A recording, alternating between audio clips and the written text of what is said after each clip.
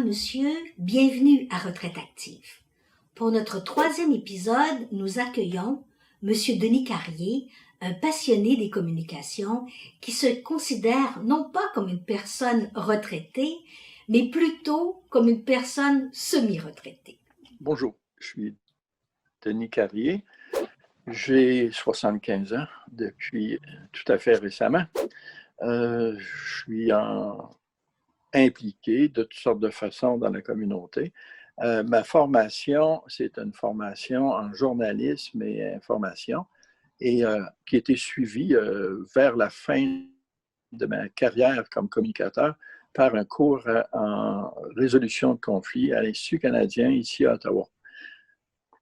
Mes loisirs, je fais beaucoup de photos, surtout l'été. Je mets en valeur le travail de ma femme qui est une artiste en soi. Beaucoup de fleurs qui nous accompagnent tout l'été. Jardin fabuleux. Alors, je m'amuse et je fais aussi de la pêche, beaucoup de lecture. Et j'ai une passion aussi pour la musique, mais comme auditeur.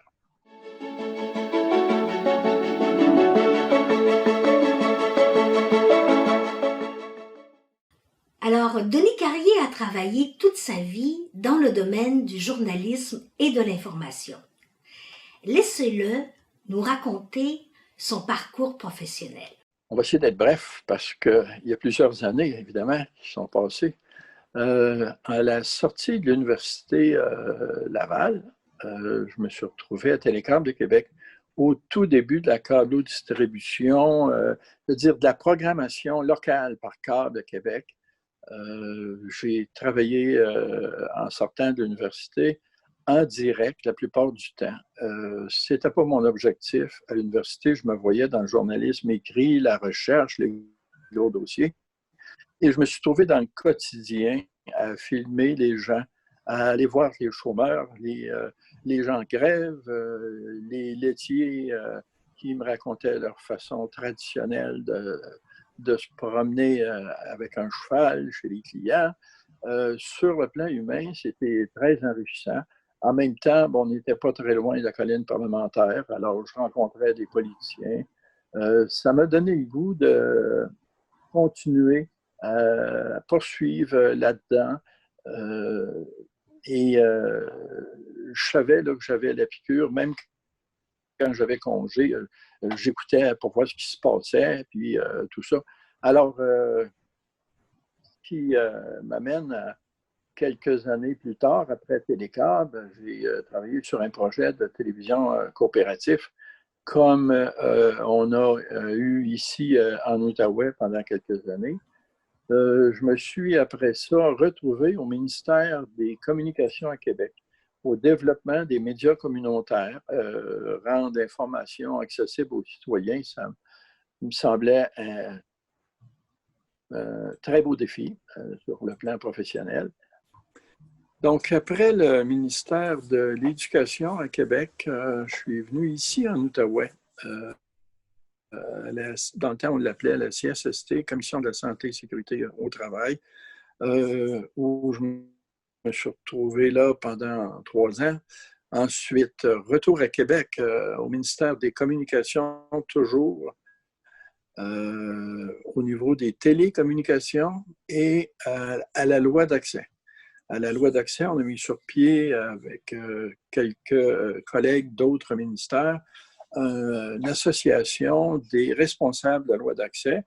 Alors, ça aussi, c'est intéressant parce qu'on est toujours dans l'accès à l'information, l'accès à la réalisation, je dirais, de droits pour les citoyens, de savoir qu'est-ce qui se passe avec ces dossiers, qu'est-ce que l'administration fait.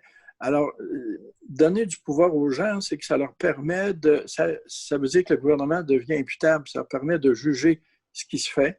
Ça évite là, des situations, je dirais, ambiguës, en tout cas, tant que faire se peut.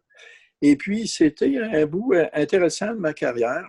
Après, je suis revenu au transport ici en Outaouais, où là, c'était stable pendant plusieurs années, jusqu'à ma retraite. Et là, au transport, la beauté de l'expérience, c'est qu'on a innové en audience publique. Il y en a eu beaucoup pour le boulevard La Vérandrie, pour les ponts, pour l'autoroute 50, pour ce qu'on a appelé dans le temps boulevard McConnell-Laramie, qui est devenu les Allumetières. Alors, ça permettait de rencontrer à la fois des citoyens, à la fois des décideurs, et d'essayer de faire le lien, d'essayer de trouver des points d'ancrage. C'était une belle période, intense, mais sur le plan professionnel, en région, on n'a plus de latitude qu'à Québec. Donc, c'est pas mal plus intéressant. Ça nous permet d'être créatifs. Ensuite, ben, ma retraite, j'ai travaillé à contrat à l'Agence de santé et à Transport Québec pour quelques mandats. Ensuite, j'ai surtout travaillé ou me suis impliqué dans le communautaire. Ça, c'était du bénévolat. À l'occasion, j'ai des petits contrats, je dirais, soit de rédaction, soit d'animation. Au pire, ça s'échelonne sur quelques semaines, mais ça permet quand même, à un âge plus avancé, d'éviter un stress inutile puis de continuer de trouver agréable le fait de travailler.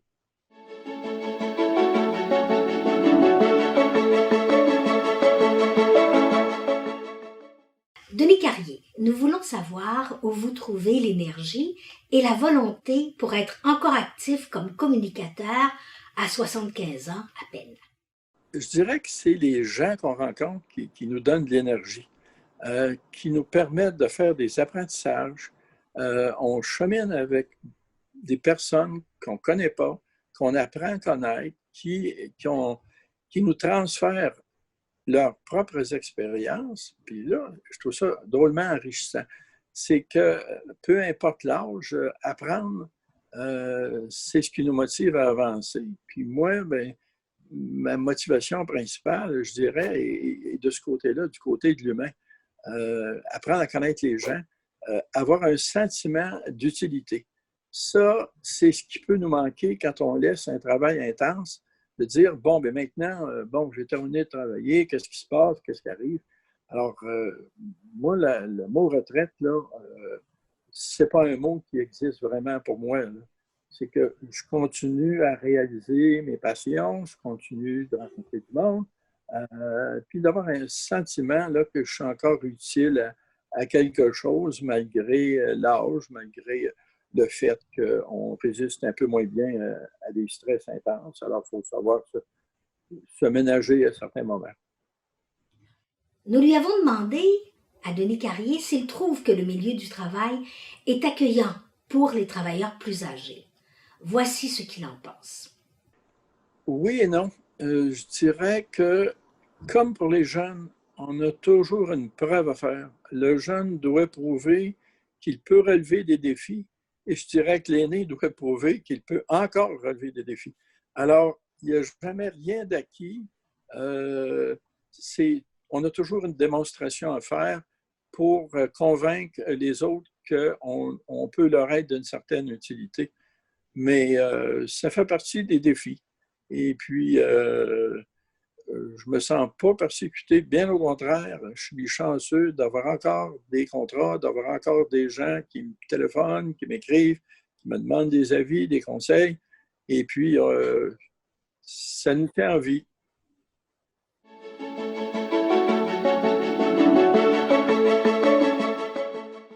J'ai eu un ministre déjà, M. Lallier, Jean-Paul, qui était maire de Québec aussi.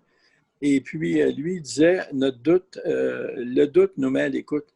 Et je pense que c'est ça qu'il faut éviter à un moment donné, de penser qu'on a la science infuse. Notre expérience est tellement vaste que ça nous permet de porter des jugements.